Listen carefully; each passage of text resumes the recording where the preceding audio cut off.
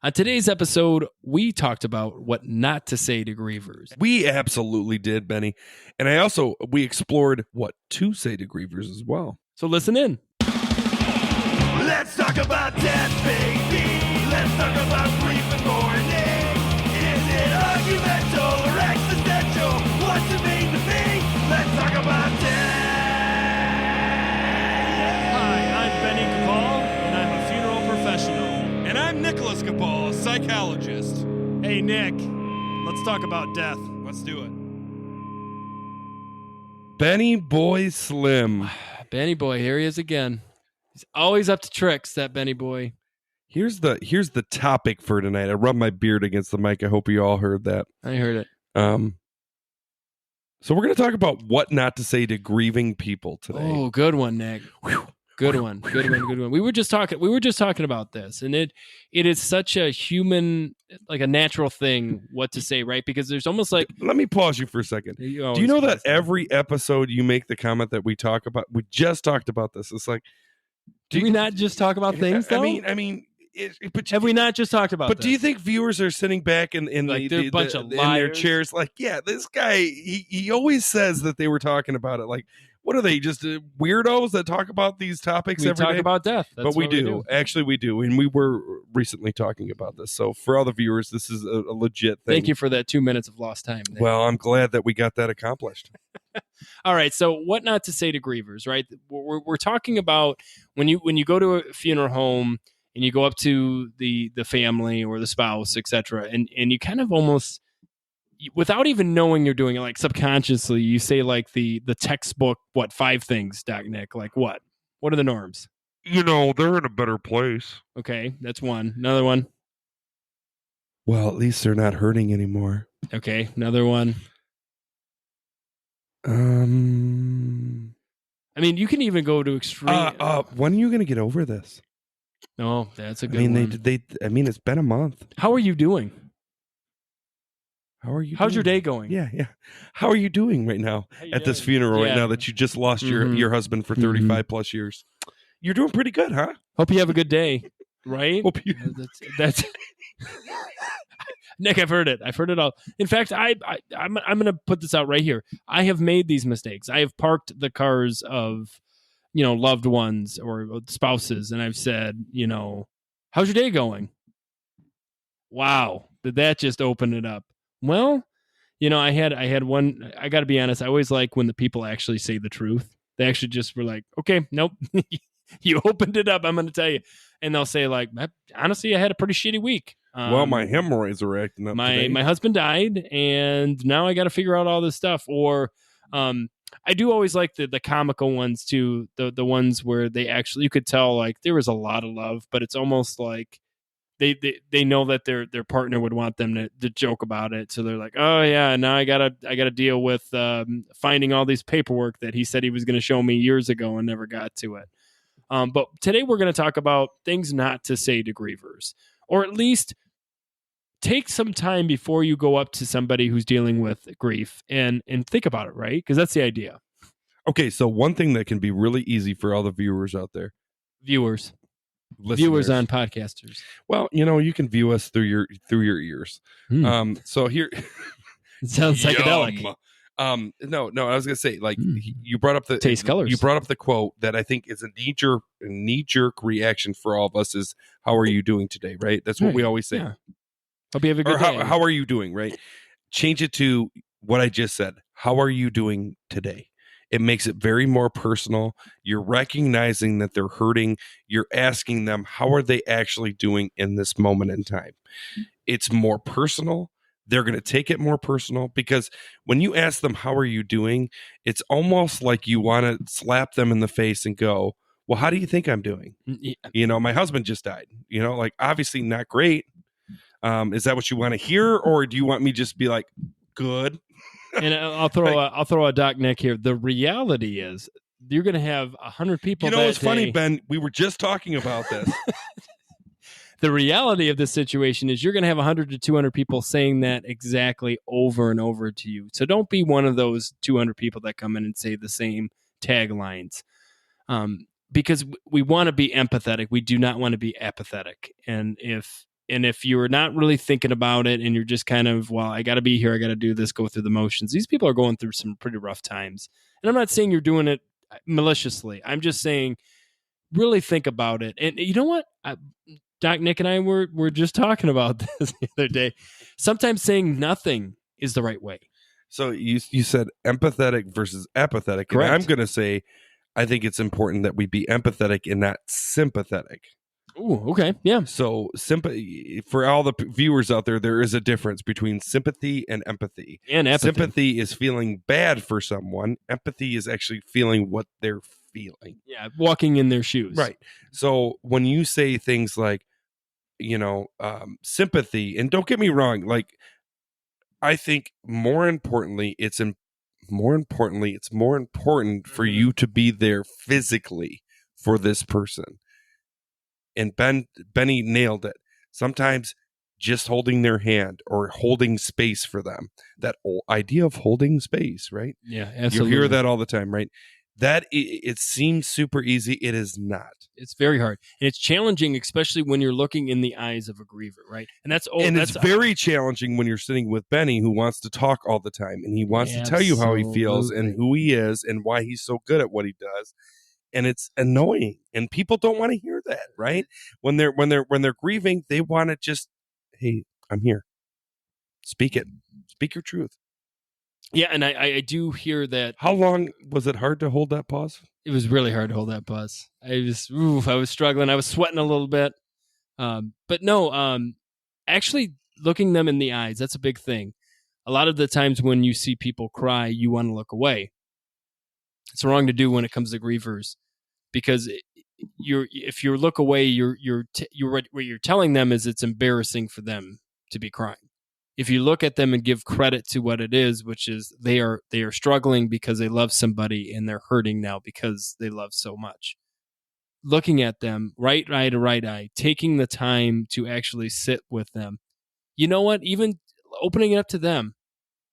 How are you doing Today? You literally just said that. No, but like, you know what I mean? Like, just said what we told them not to but say. I was holding the hand. So let me go back to the right eye to right eye, because Ben tends to take my things that I've taught him and don't explain them. To me, I really have believed in my time as a clinical therapist that if you can look at someone right eye to right eye, or if you're left-handed, left eye to left eye, well, it'd be left eye to their right eye usually is what it is. But anyways, if they're left-handed too. If they're left-handed, I would never know, It's and maybe left. I'm not. But I truly believe, in my opinion, if I look someone directly right eye to right eye, I'm looking into their soul. And I think that the thought of taking time to actually give them my presence is important. And I think that's what we're talking about here. Sometimes just being there, being present, being with them through, let's be real, one of the darkest times that this person is ever going to have to go through is the most important thing for them, is to have someone that they can talk to about it, someone who is not going to change the subject, someone who is not going to avoid talking about it, someone who is willing to sit there in the, whatever feelings they have, whether it's guilt, shame, despair, anxiety, depression, all that stuff. If we can hold space for them and let them know that they're not alone, that is what we're talking about here. And yes, it is very challenging to say the right thing to every person you'll ever meet that's going through grief, because like with grief, everybody is different. Everybody sees things different. Everybody hears things different. Even in this podcast right now, if I was to sit with 5 people that listen to this podcast and ask them, what did they get most out of this podcast? They would all 5 have different things to say. And that is because we all are subjective. We all hear things differently. We all see things differently. So even though we're talking about what not to say to grievers, maybe some of the things we're saying might hit the wrong nerve with the right person, if you get what I'm saying. Yeah, absolutely. Absolutely. And again, this is the other thing that I think is so important for all the viewers out there. If you have done this, if you have said the wrong thing, it is okay. We are educating you. This is why you need to think before we speak to people. And I think that's important in general, right? Learn from your mistakes and don't do them again, right? That's how we learn as human beings, just in general. That's how we problem solve. Another thing that gets brought up all the time, and you never really think about it. If you go up to somebody and say, "Hey, if there's anything you ever need, give me a call," realize you are giving them you're adding another burden to them. They're not going to call you. They are not going to call you. They are going through their own thing. A lot of us, especially humans, have this thing where we don't want to ask for help.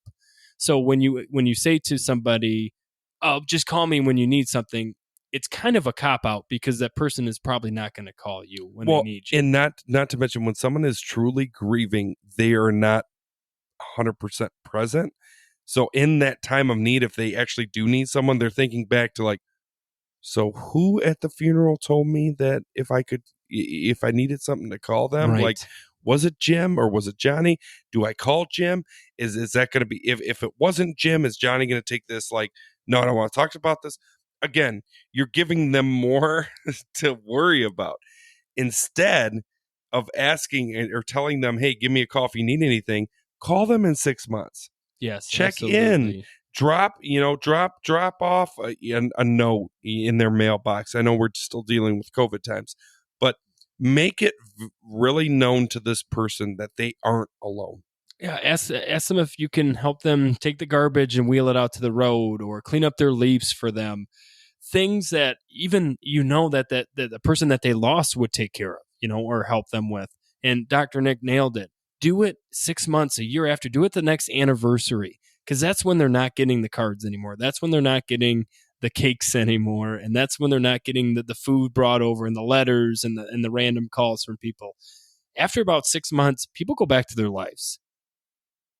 This is a definite never tell somebody that they need to get over something. Never tell them when it, in your opinion, is the right time to stop grieving, because that really, really hurts. And it basically is telling them that you do not care about their grieving process. One, it's demeaning their grieving process, Absolutely. right? Too.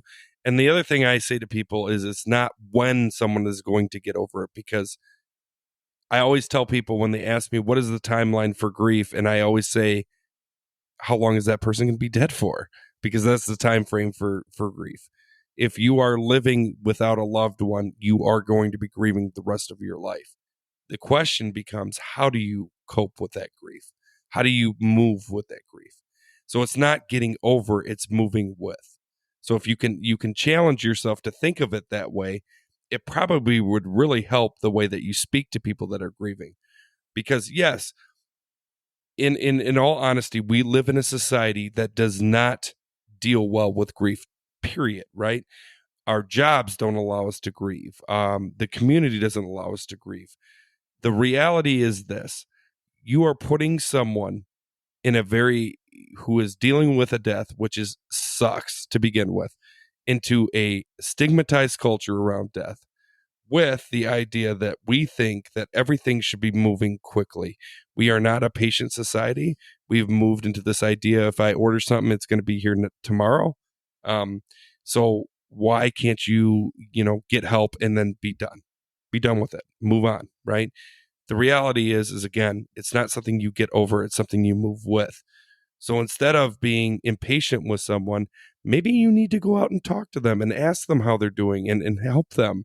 And maybe what they really need is just compassion and love versus anger. Like, why aren't you getting over this? Like, right? Come on.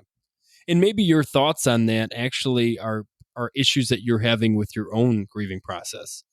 Maybe that's an easier way for you to handle your own grief, is to have power over other people's grief. And it's not right. We don't live in a world where, okay, a spouse takes 7 years to get over. A kid takes 12 years to get over. That's not how grief works. And maybe for you, it was smoother. It was a smoother process and not as long of a process. But for others, it may take their whole lifetimes. Doc, what do you always say when? You just said it, didn't you? That how long grief lasts is how long you love How long someone. is that person going to be dead for? That's how long your grief is going to be. Beautiful, just absolutely beautiful. Puts everything in perspective. And I think that's great. And it's so interesting how this little thing, this little topic is huge. Is absolutely huge. And I realize that the more I talk to people dealing with grief, is how these little comments, these little things we say, not even thinking about it, can affect either in a very positive way or extremely negative way, right? Because it can go the opposite way. You could say the right thing at the right time. And it seems that the people that are more empathetic are willing to listen and actually, because what most grieving people want to do is tell the story. They want to be able to tell the story of their loved one in their own. And now they're going through another journey. In a safe, comfortable environment. Absolutely. Yeah. Holding space. This topic that we bring up is such a small term, but it means so much, right? It encompasses so much of safety and love and empathy. So it's tricky because, yet again, I don't think there is always a right terminology. There isn't a right saying. I think the best thing that you can do is go into a situation with love and being able to listen and to actually be part of the conversation, not just I need to get in there, I need to get out. Because that's another thing too. We as humans are always busy, right? So we always have something else to do.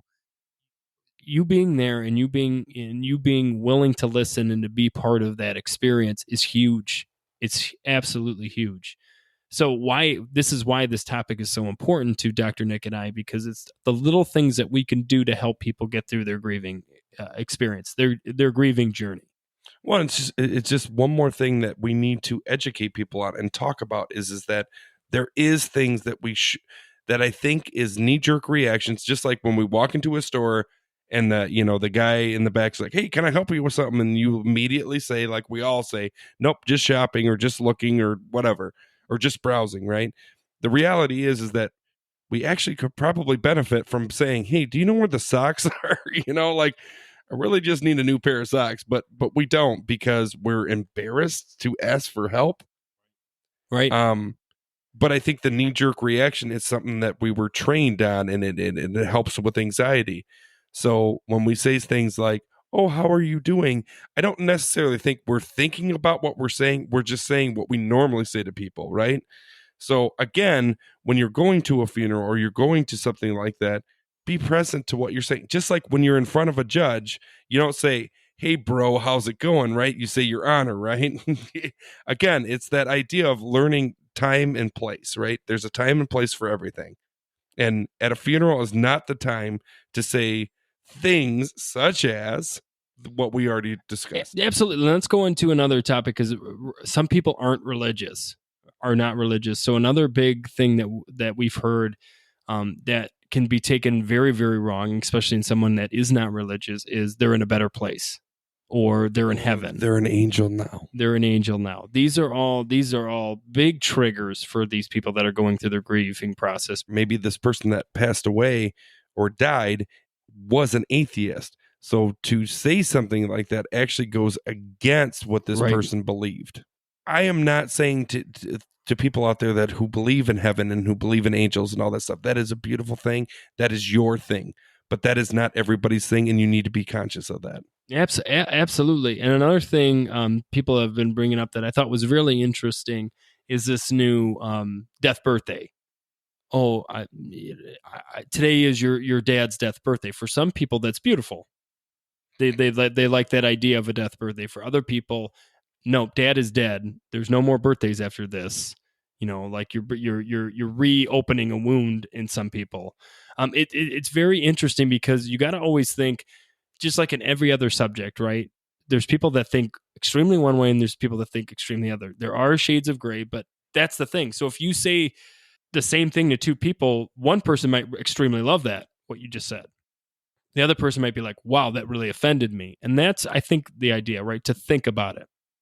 Go into it with some education on what you're doing and why you're doing it. And then use your own read the room situation.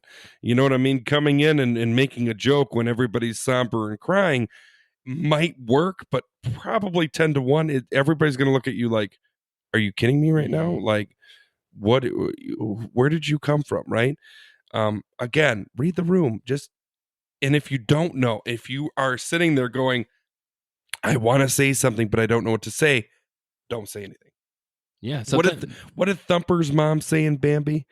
If you got nothing nice to say, don't say it, or something like that. If you guys are gonna all write me this, like, when's the last time you seen Bambi? I'm not gonna lie, it's been a while. If you out I there know apologize. the exact quote from Thumper's mom, please write us on the email. Hey, I even remembered Thumper. That's a big deal. If you got nothing better to say, don't say it at all. Yeah, something like that. If you You're have nothing close. nice to say, don't say it at all. Something like I that. don't know.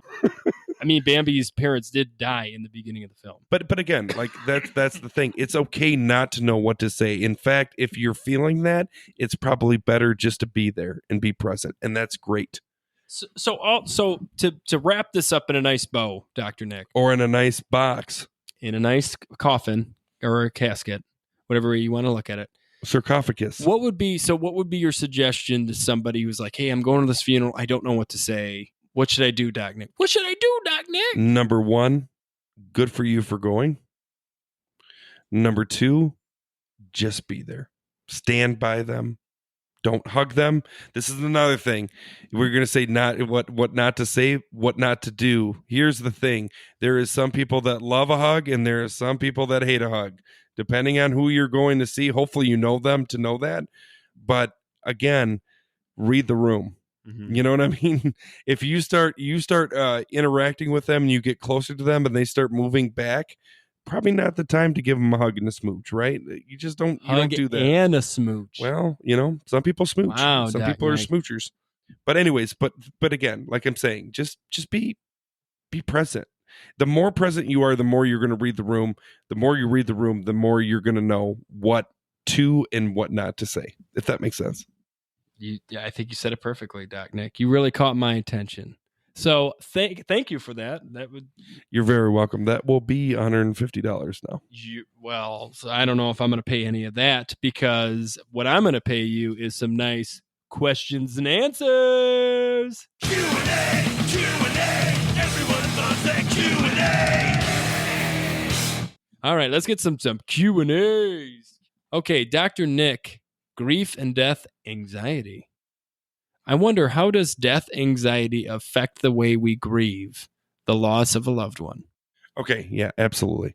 So we're going into existentialism here, right? This Mhm. idea that we all know we're going to die.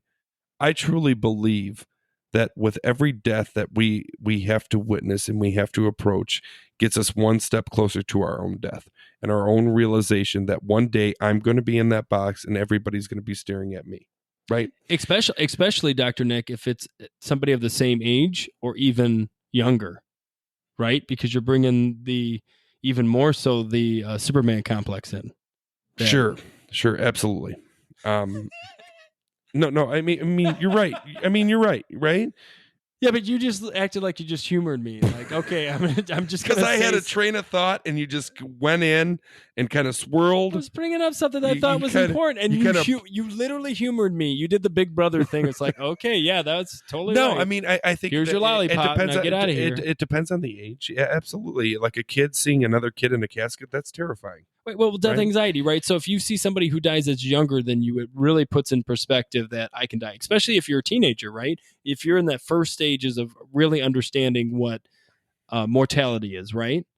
And then you have another teenage friend of yours die in a tragic car accident, right? Then it really opens your eyes to, wow. Yeah, but the problem we're is not invincible. When you're talking about the Superman complex or we're also saying that they see that and go, but that will never be me. But I digress. Sorry, I kind of went into You're good.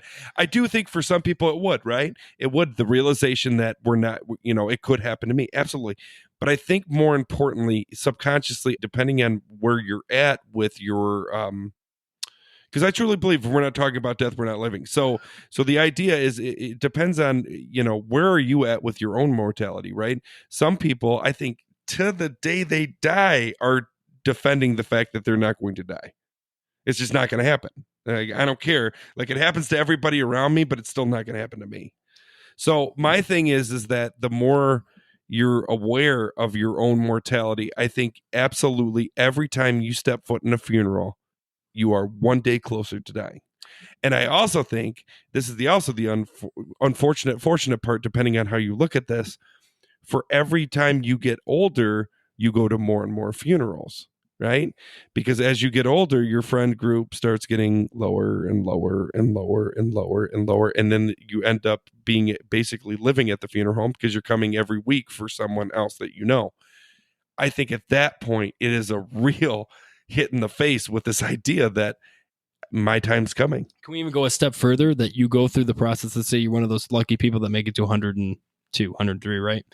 So you go through this period in your life where you're losing all your friends and loved ones, right? But then it plateaus and it goes down because you're the only one alive anymore. If you make it to 102, I think the scary part is now you're starting to see your kids and their friends die. When your grandkids. Yeah. You may even see. That's the scary part. When you talk to people above the age of 90, 95, all their friends are already dead. That's right. Could you imagine that realization? That's right. Like that you're you the are last, the last. Right? Think of like brothers and sisters. They're all gone. Then it's all my friends are gone. Then it's I actually have lost more children. Oh man, you know what I mean? Like that's the unfortunate part. The longer you live, the more death you're actually going to witness. If you really think about it, why this is extremely dark, Nick. But I want to say this. I think that's why it's so important to realize that that's why there's so much beauty in death, because the idea is you eventually are alone.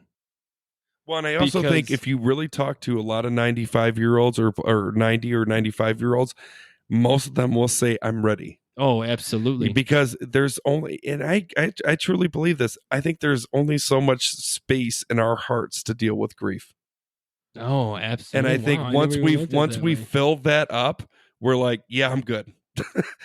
God, whenever you're ready, like I'm good. I would love. I know I'll never see it probably in my time, but I'd love to see, like on the death certificate, like heartbroken, or just like grief stricken. We say such an interesting. I think of like every time I think about that, I think where of the red fern grows. A lot of twins, they die within years of each other, very very shortly.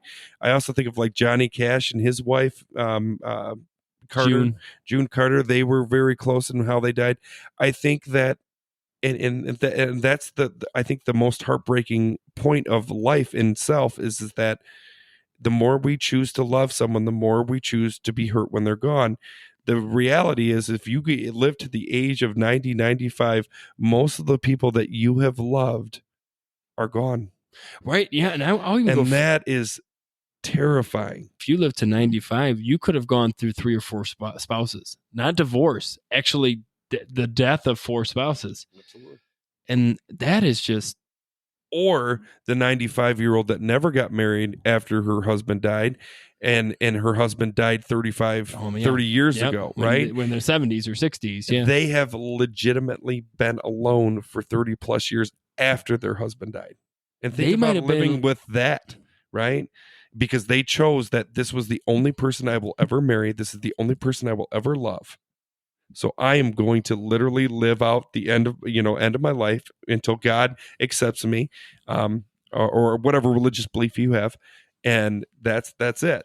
But then they live into their late 90s, and literally some of these people are living 40 plus years after their spouses have died. Wow. Could you imagine? I can't imagine, but I think, Dr. Nick, we got to get into question 2. Question 2: my grandma has stage 4 cancer, and I work all of the time. Should I feel bad for wanting to take time off work to grieve and be with the family? Never, ever, ever, ever, ever feel bad about putting your family before work. Ever. Period. Because what I always say, and it's the same thing I said to some of my professors, which I think some of my professors probably hated me every time I said it, was at the end of the day, you're not going to be at my funeral. What if your family is work? Okay, we do work at a funeral home, but I don't think that's what the question's asking. They don't really specify. But also, but also, they don't specify, Dr. Nick. Thank you, Benny. Yes, Benny, you do work for your father, and the funeral home is our family. Yes, and our families are our family. But let's be real. For most people, they're not working for their families. I see. I just want to clarify. But I will say this: I think there is some jobs that unfortunately there is a lot of guilt wrapped into when you take time off work. So, for example, a therapist is a perfect example because, especially if they deal with suicidality, them taking off work could put some of their clients at risk, right? Not saying that we are the reason why someone, well, maybe we are. I don't know. Maybe maybe we are. But an what I am ethical saying, dilemma. there is jobs that it makes it more difficult. If you're a heart surgeon and you take 3 months off, that might be 3 months of people that really needed you there. So again, I understand the guilt. I understand the guilt that's involved in this, but I always go back to the idea that you cannot help anybody until you are okay. So if you aren't going to be able to sleep at night because your mother is laying on on her deathbed and you are feeling guilty about it every day, are you going to be a great heart surgeon? Probably not. Not as good as you probably could be. So my big thing to answer this question, my knee jerk to this person is that absolutely not. You should not feel guilty about taking off time of work. Work is work. Family is family. I think if your priorities are family over work, then absolutely you should be home with your family. Well, thank you for all listening to this fabulous episode on talking about what not to say to grievers. With that being said, make sure you send your questions our way. Let's talk about death pod@gmail.com. Let's talk about that. Make sure you share it with your friends. Share, accept, like us. We love you. We love me. us, but we We're a big, haven't. happy You know family. what? We would love to see those emojis. Send them our way. I like the wink face. It just makes me guess. And send what's us going on. Send us your questions. We love to actually answer your questions. So send them our way. Yeah, and review us. Give us some stars. 5 stars, 6 stars. I mean, if you can throw in an 8th, we'll take it. Because Benny, if we're not talking about death, you ain't living. Have a great, fantastic morning, everybody.